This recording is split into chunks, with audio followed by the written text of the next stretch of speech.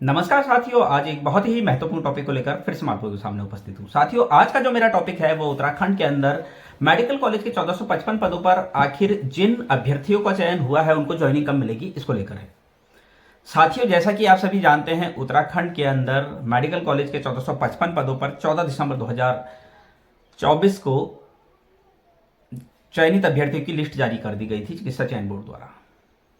उसके बाद तुरंत पुलिस वेरिफिकेशन, एलआईयू वेरिफिकेशन और पटवारी वेरिफिकेशन होना था, लेकिन लगभग 1 महीने से ज्यादा समय के बाद जो है वेरिफिकेशन का काम शुरू हुआ। क्यों इतना लेट हुआ, वजह पता नहीं है। अब जब जैसे तैसे वेरिफिकेशन का काम शुरू हुआ, चाहे वो पुलिस वेरिफिकेशन है, एलआईयू वेरिफिकेशन है या फिर आपका पटवारी वेरिफिकेशन है, तो अब इस वेरिफिकेशन में भी बहुत ज्यादा समय लगने वाला है, क्योंकि कहीं ना कहीं आप लोग देख रहे हैं कि वेरिफिकेशन बहुत ही ज्यादा स्लो चल रहा है, बहुत ज्यादा स्लो चल रहा है। ऐसी स्थिति में साथियों, अब सबसे बड़ा सवाल यह खड़ा होता है कि आखिर मेडिकल कॉलेज के 1455 पदों पर चयनित अभ्यर्थियों को आखिर ज्वाइनिंग मिलेगी तो कब मिलेगी, क्यों इतना लेट हो रहा है, यह सबसे बड़ा सवाल है। क्या सत्र 2024 में ज्वाइनिंग मिल जाएगी या फिर 2025 का जो सत्र 1 अप्रैल से शुरू होता है, वित्त वर्ष जिसको कहते हैं, यह अप्रैल में मिलेगी? यह बहुत बड़ा सवाल है साथियों। बहुत सारे लोग बोल रहे थे 15 तारीख तक ज्वाइनिंग मिल जाएगी, बहुत सारे लोग बोल रहे थे 20 तारीख तक ज्वाइनिंग मिल जाएगी, लेकिन ऐसा कुछ प्रतीत नहीं हो रहा है। जैसा पिछले साल की अगर हम बात करें, पिछले साल जब स्वास्थ्य विभाग के 1564 पदों पर ज्वाइनिंग की बात हुई थी तो 8 जनवरी से ज्वाइनिंग शुरू हो गई थी। ज्वाइनिंग मिलना 8 जनवरी से शुरू हो गया था, 8 जनवरी 2024 से, और कंटिन्यूस रहा था। यहां तो ज्वाइनिंग का भी अता पता ही नहीं है, अभी तो वेरिफिकेशन ही बहुत कम हुए हैं। ऐसे स्थिति में ज्वाइनिंग कब मिलेगी, यह बहुत बड़ा सवाल है साथियों, हमको देखना होगा कि ज्वाइनिंग में इतना समय क्यों लग रहा है। डॉक्यूमेंट वेरिफिकेशन, जो पुलिस वेरिफिकेशन है, एलआईयू वेरिफिकेशन है या फिर पटवारी वेरिफिकेशन है, उसके लिए विभाग ने इतनी लेट क्यों की। रिजल्ट आते ही तुरंत वो वेरिफिकेशन शुरू करवा सकते थे, लेकिन नहीं किया उन्होंने वेरिफिकेशन शुरू। इसके पीछे वजह क्या रही, हमें ये भी देखना होगा। और हमें मंत्री जी से मिलकर निवेदन करना होगा कि जल्द से जल्द मेडिकल कॉलेज के 1455 पदों पर चयनित अभ्यर्थियों को नियुक्ति दी जाए। इसके लिए हमें मंत्री जी से मिलना होगा, हमारे स्वास्थ्य मंत्री डॉक्टर धन सिंह रावत जी से मिलना होगा, उनसे निवेदन करना होगा, क्योंकि कहीं ना कहीं जब तक मंत्री जी हस्तक्षेप नहीं करेंगे, जब तक वो अधिकारियों को दिशा निर्देश नहीं देंगे, मुझे नहीं लगता काम जल्दी से होगा। पिछली बार भी ऐसा ही हुआ था जब मंत्री जी ने, क्योंकि मंत्री जी तो लगातार ही वो यही कहते हैं कि काम भैया जल्दी से जल्दी करो, लेकिन काम उनके कहने से नहीं हो रहा है।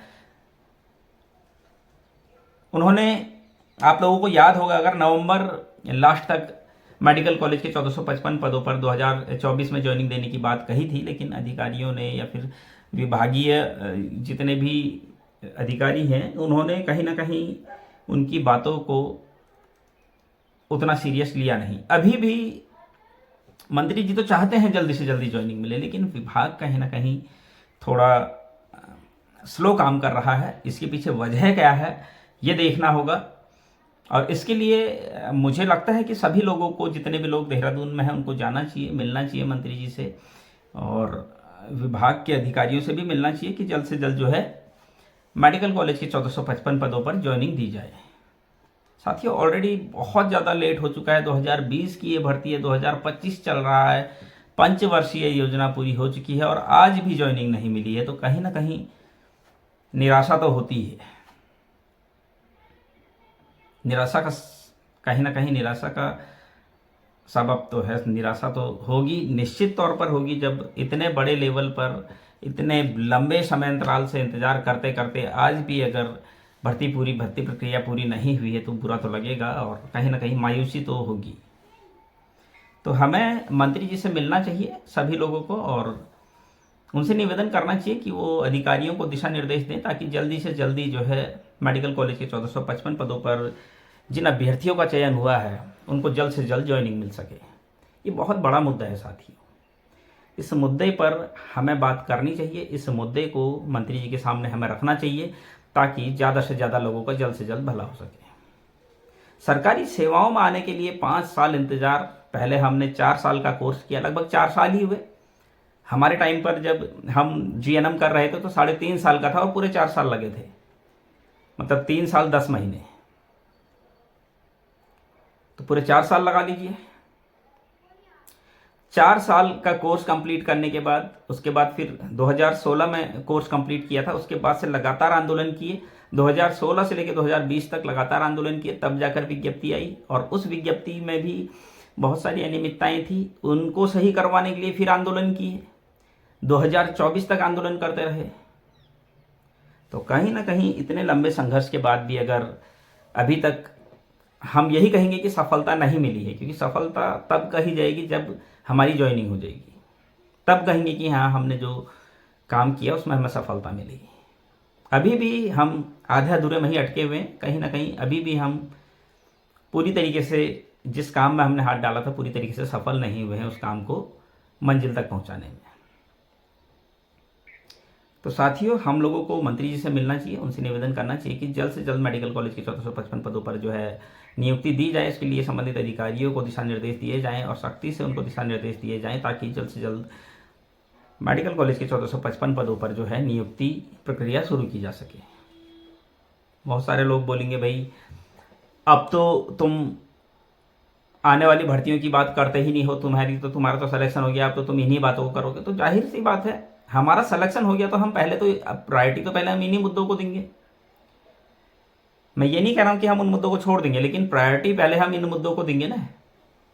जैसे आप प्रायोरिटी दे रहे हो व्हाट्सएप ग्रुप को, व्हाट्सएप खेल के, आप कभी धरातल पर तो आते नहीं हो, तो हम कैसे फिर आप लोगों को सपोर्ट करें, आपको ये भी सोचना चाहिए।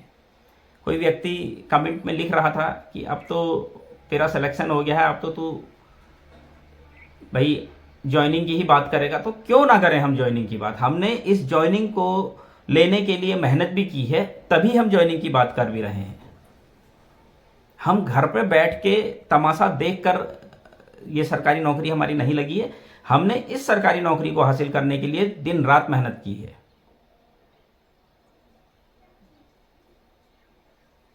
हर एक वो संभव कोशिश की है जिससे कि ये भर्ती पूरी हो सके। आज अगर हमारा सिलेक्शन हुआ है तो हमारी मेहनत से हुआ है, हमने इसके लिए दिन रात एक किया है, आंदोलन किए हैं, धरने दिए हैं, लगातार नेता मंत्रियों को, अपने जनप्रतिनिधियों को ज्ञापन दिए हैं, लगातार देहरादून कूच किया है, डीजी हेल्थ घिराव किया है, स्वास्थ्य मंत्री आवास घिराव तक हमने किया। अगर आप लोगों को याद होगा 22 जुलाई 2022 को, अगर आप लोगों को याद होगा, बहुत बड़े लेवल पर हमने स्वास्थ्य मंत्री आवास घिराव भी किया था।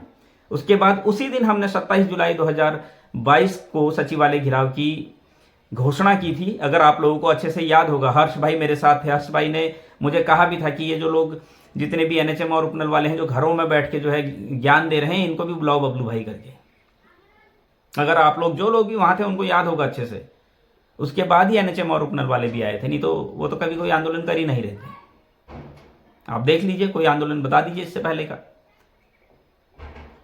27 जुलाई 2024 को जब सचिवालय घिराव की हमने घोषणा की थी, तब हमने एनएचएम और उपनल वालों को बुलाया था। तब जाकर वो आए थे और उन्होंने कहा था कि हम प्रतिनिधित्व करेंगे। हमने कहा था सीनियर होकर लो, कोई दिक्कत नहीं है, क्योंकि हम कभी नाम के लिए नहीं लड़े, हम कभी इसलिए नहीं लड़े कि हमारा नाम हो, हमने सिर्फ और सिर्फ काम से मतलब रखा। और उन्होंने, मैं ये नहीं कह रहा हूं, उन्होंने अपने लेवल पर बहुत अच्छा काम किया, जो उनको लगता था सही है, और हमको जो सही लगता था हमने वो काम किया। और इसी की बदौलत आज 3000 लगभग 3000 पदों पर जो है ये भर्ती प्रक्रिया पूर्ण होने जा रही है। अब तो कोई घर से निकलता ही नहीं है। पहले कम से कम संगठनों ने काम तो किया है, अब कौन कर रहा है? कोई भी नहीं कर रहा है। तो हमको देखना होगा, समझना होगा। और अभी जिन लोगों का चयन हुआ है, सभी लोगों से जो देहरादून में है, जो मंत्री जी से मिल रहे हैं, उनसे यही निवेदन करूंगा कि जल्द से जल्द मेडिकल कॉलेज के 1455 पदों पर चयनित अभ्यर्थियों को नियुक्ति दिलवाने के लिए हम लोगों को मंत्री जी से मिलना होगा, उनसे निवेदन करना होगा कि जल्द से जल्द मेडिकल कॉलेज के 1455 पदों पर चयनित अभ्यर्थियों को नियुक्ति दी जाए। बिना मंत्री जी से मिले हुए, बिना अधिकारियों से मिले हुए नियुक्ति नहीं मिलेगी। हमें उनसे मिलना ही होगा और हर हाल में मिलना होगा। उम्मीद करता हूँ साथियों आपको मेरी आज की जानकारी पसंद आई होगी। आगे भी मैं इसी तरह की जानकारी आप लोगों के लिए कराता रहूँगा। तब तक के लिए धन्यवाद।